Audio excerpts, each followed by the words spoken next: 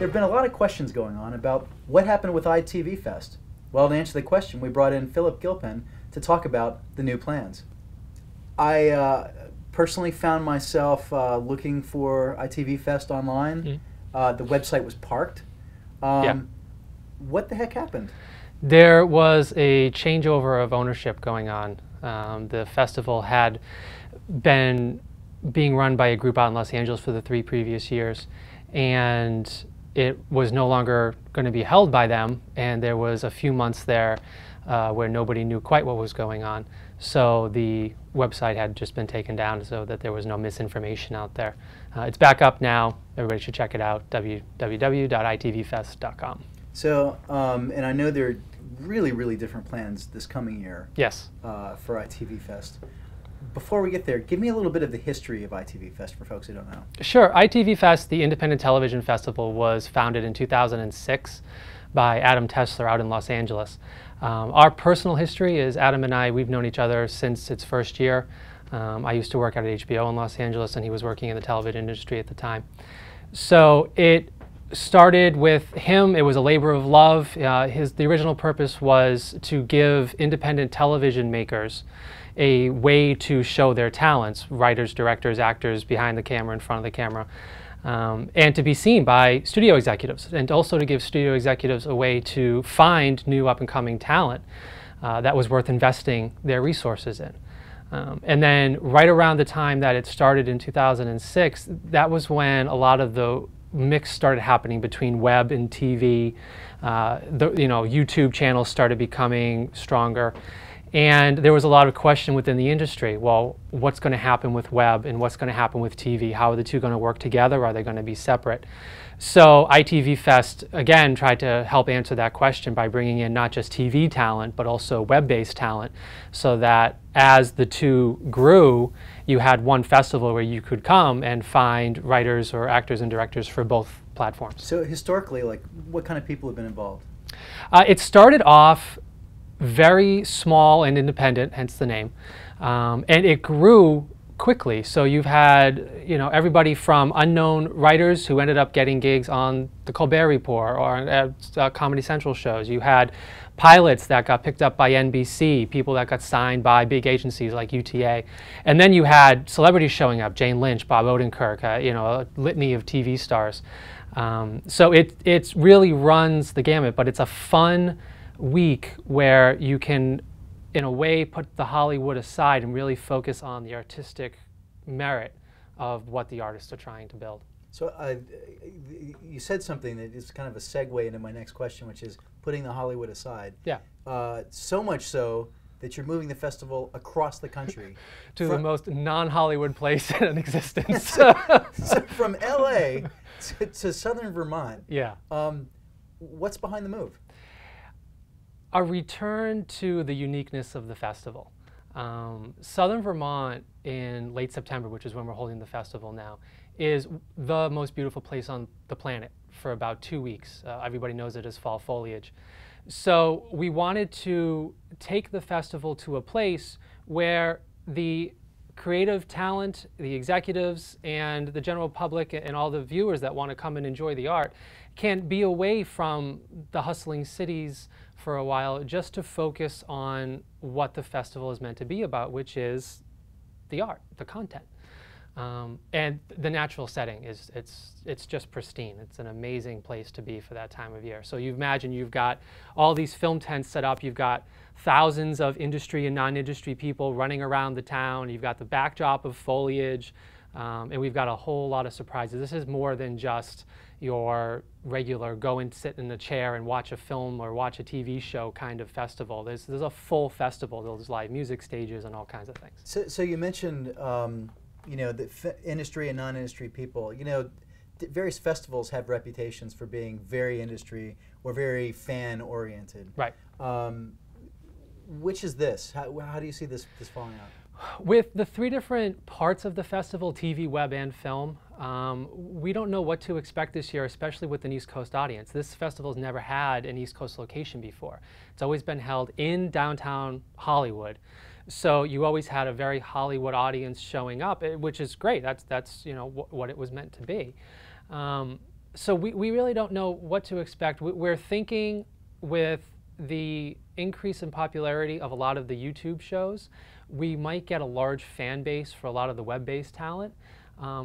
And a lot of the TV talent that'll be there, they're relatively unknown, because the point, again, of the festival is to take the unknowns and find the real talent and get them to become, known talent.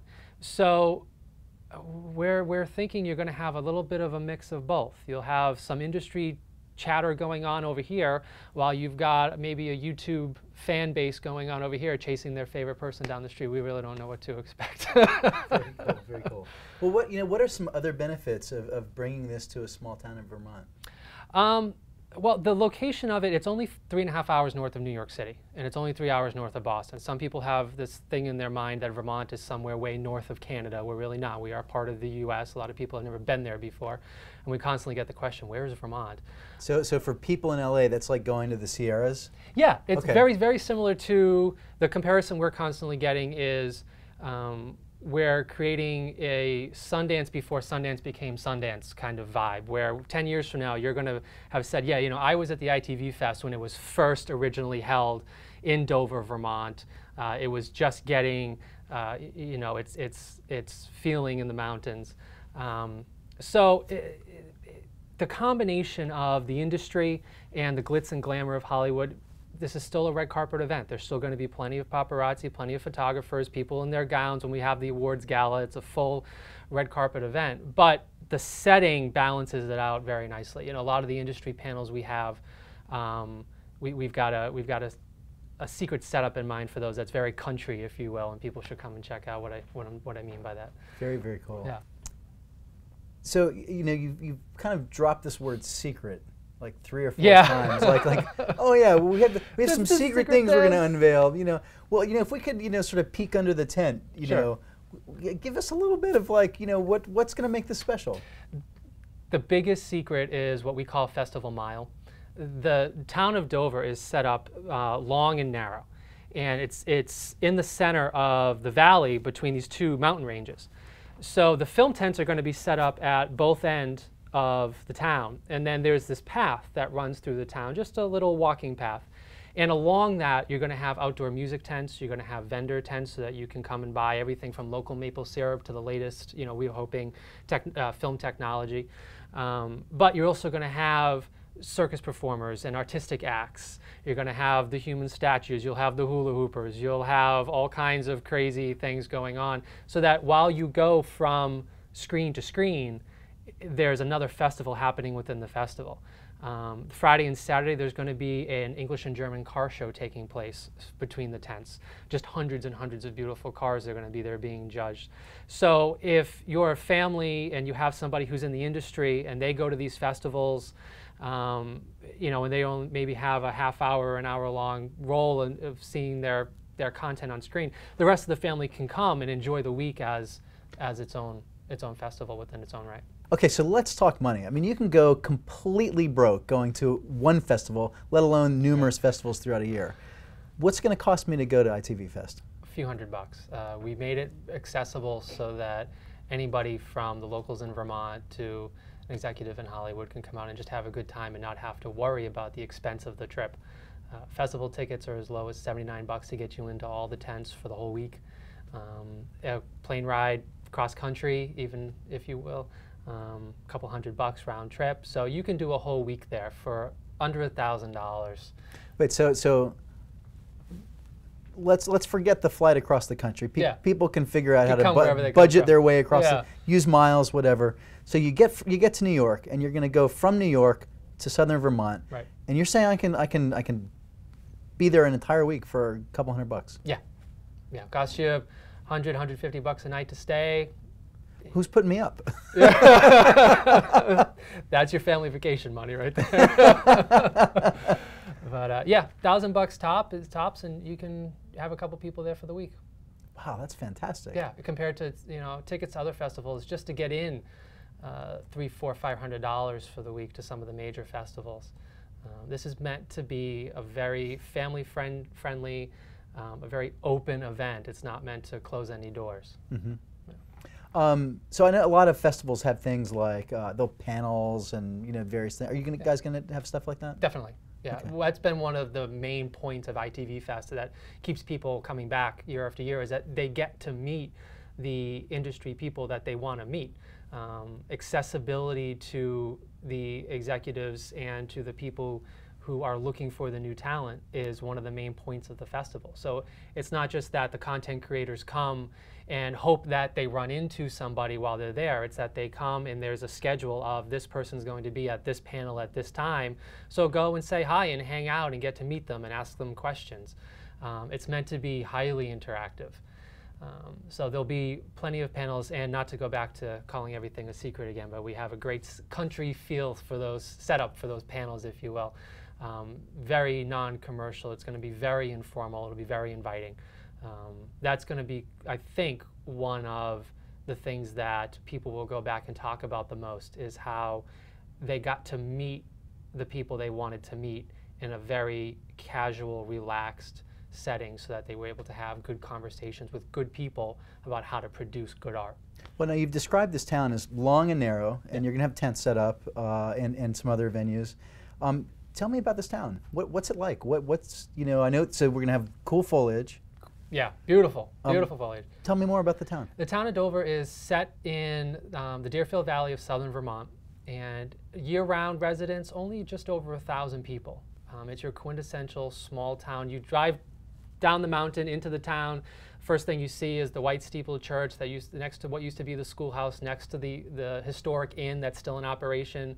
You pass the tavern along the way as you head up the street to you cross over the river, and you pass the local restaurants and the local shops. If you were to imagine your version of a 19th century Vermont town, Dover, Vermont is the picture of it.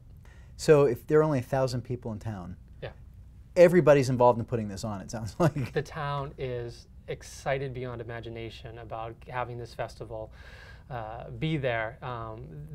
We've already had a couple meetings with a lot of local business owners. They can't wait to start getting production underway and start getting the publicity out there and start getting people to come to town. And if you're thinking to yourself, so there's only 1,000 people in this town, how are you bringing a festival that could potentially bring 10,000 people into it? The town of Dover is actually a resort town at the base of Mount Snow. So there's plenty of places for people to stay and eat. It's meant for these types of resort activities. It's just built for it.